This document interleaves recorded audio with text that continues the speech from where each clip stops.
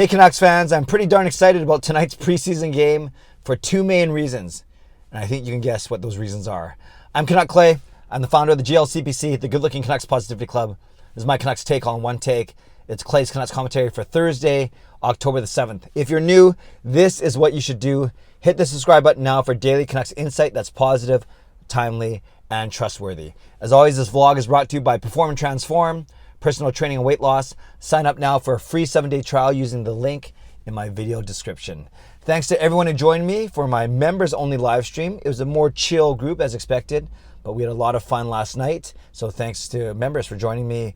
And tonight, special, what you call it, impromptu, spontaneous, or relatively lightly planned live stream tonight. Going to come on at 10 p.m. tonight right here on YouTube to talk about the Canucks versus the Oilers, and in particular to talk about Elias, Pettersson, and Quinn Hughes. So yes, those are the two reasons that I alluded to at the start of this vlog. I think we've all been looking forward to this day. Elias Pettersson, we haven't seen him play since March 1st. That's when he got hurt, when he hurt his wrist playing against the Winnipeg Jets.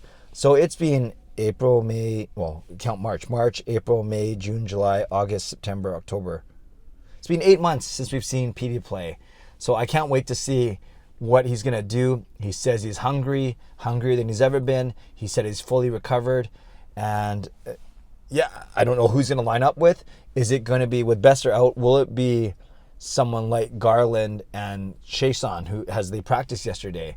Then you keep Horvat, Pearson, and Hoglander together, and then that means Miller and Podkolzin on a third line of some sort with Patan. So that's one option. You could try and put Hoglander up with Petey, but I doubt that's going to happen because Green really seems to like Horvat, Hoglander, and Pearson. You could try Miller with Petey, but then it sounds like Green really wants Miller as a center while center's out. Then you have Petey, Horvat, Miller, and Dickinson down the middle.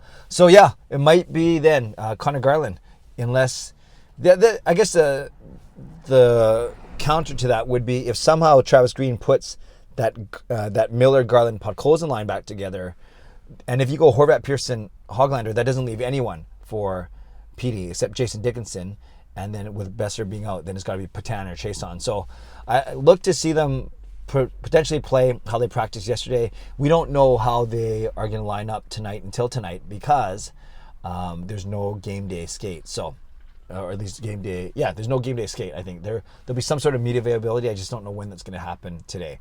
So that's Pettersson. Can't wait to see him. Obviously, a franchise player, Calder Trophy winner 3 years ago. We know how good he is. We know he's a point per game guy at his peak, even more than that maybe. So can't wait to see him get going. And just like I'll say with Hughes, I'm not worried that they're not going to be up to speed because they've been working hard, training hard in Michigan, showed well in all their fitness testing and their first couple of practices with the team. So I expect them to seamlessly flow right in. Speaking of flow, no, I'm not talking about Brock Besser's hair. I'm talking about Quinn Hughes and the way he skates. Nice little segue there.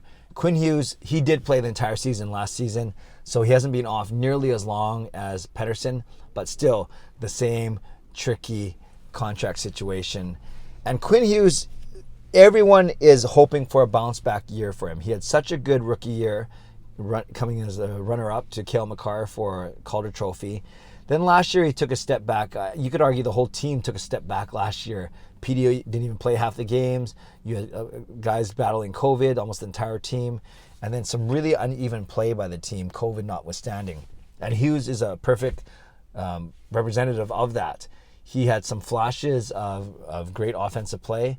He showed better chemistry with Hamonic moving towards the end of the year.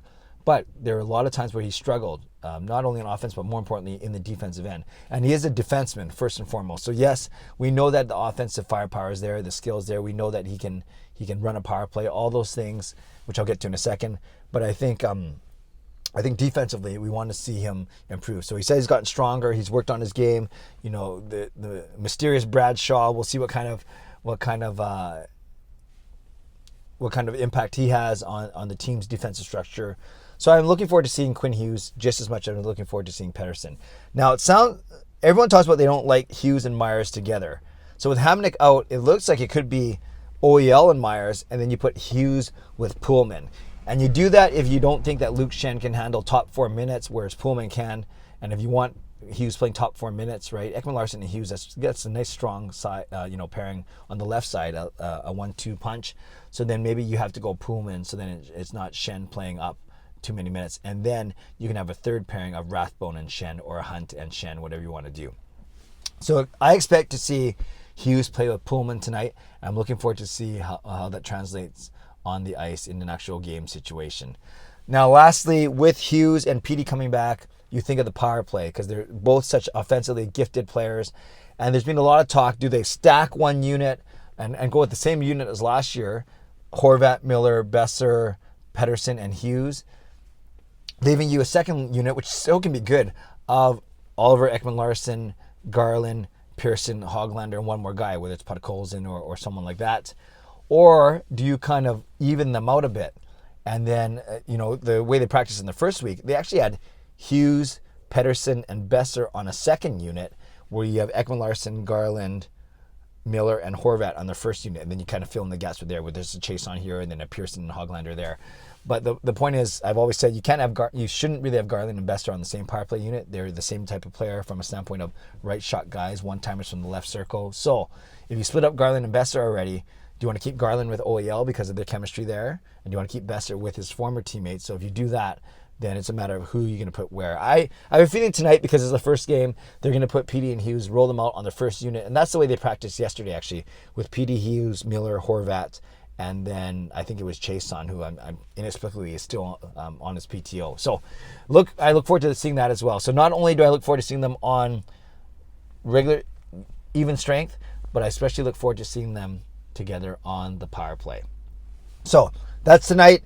Vancouver in Edmonton. And then they come back here on Saturday. I'll be going to that game, so I hope to see some of you there. Saturday night, they host Edmonton, and then they wait a few days, and then they open up the season in Edmonton on Wednesday. So 3 Edmonton games in the span of 7 days. But, you never get sick of Edmonton because of who they got on the other side, namely McDavid and Draisaitl. But it's going to be a great test for the Canucks as they start to wind down the preseason and start to look ahead to the regular season. I'm going to give a score prediction of 5-2 Vancouver. I just have a feeling that they're going to... It's either going to go one way or the other. There's no middle ground. They're either going to win big, or I think Petey and Hughes are going to do absolutely nothing and get shut down in their first game. I don't think that's the case. I think it's going to be the other way, where I think they're going to contribute. I'm predicting the Canucks win 5-2, albeit in preseason action on the road. So Canucks fans, I'd love to know your score prediction. I'd love to know, just tell me about your general excitement. You don't have to tell me who you're excited to see more, Petey or Hughes, but just tell me about your overall excitement. Or are you like, no, Clay, I'm calm. It's only the second to last. It's the penultimate preseason game. Let's wait till the regular season starts. You can tell I'm hyped. I can't wait to see tonight's game. And then I hope to see you tonight on my live stream afterwards at 10 p.m. Not right after the game, but in my usual sweet spot of 10 p.m. tonight. So Canucks fans, leave a comment below. Give me a score prediction and let me know how excited you are about Petey and Hughes returning to the lineup. Shout out to my hero members, nucksfan number 29, Justin Credible, Lucas Gates, and Andrew Chang, and to my Hall of Fame members, Jens95, Sim Alexander, Chris Seifert, Adam Broomfield, and Shannon Hollingworth. Thanks for your support as always, and thanks to the support of all members of all levels. You are listed in my video descriptions. If you want to become a member of the CCC Crew and take part in things like last night's members live stream, press the join button underneath this or any of my videos, or on the memberships tab on my YouTube channel. Subscribe if you'd like to, like this video if you'd like to, become a member of the channel if you'd like to, and leave a comment down below if you'd like to. I'll do my best to read, react, and reply. Stay safe, stay healthy, take care of yourselves, and take care of each other. Enjoy the day, enjoy tonight's game. I'll see you at 10 p.m. for my live stream. God bless, and go Canucks go.